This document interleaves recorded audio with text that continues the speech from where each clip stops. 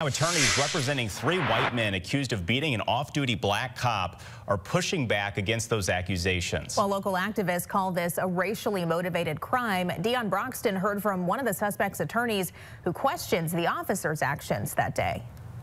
Brad Dede is representing an Arnold man accused of assaulting and holding an off-duty police officer hostage. You think your client was defending himself?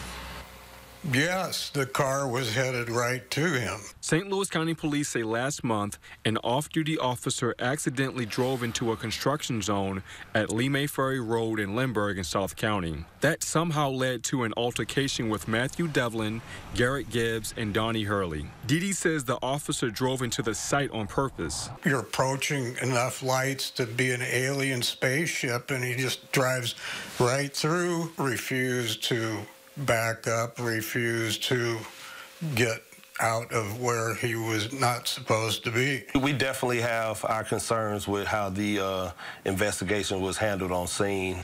The victim is receiving support from the local NAACP and a national black officer group because they believe the suspects assaulted the off-duty officer because he is black. Devlin is accused of spewing racial slurs during the incident. This ain't Jim Crow, it's not slavery. Stan Dooley is a sergeant in the St. Louis County Police Department, but Monday, he spoke as a member of the Ethical Society of Police, an organization founded by black cops to address race-based discrimination in the St. Louis Metro. Not just a police officer, but this should not happen to anyone. But Hurley's lawyer believes this is about the department protecting its officer who was in the wrong.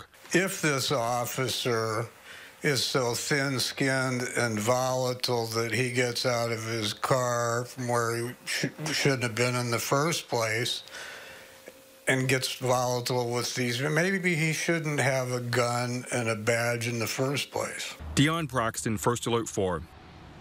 All 3 of those suspects are scheduled for bond reduction hearings tomorrow. The St. Louis County Police Department and prosecutor's office say they are still investigating. We continue.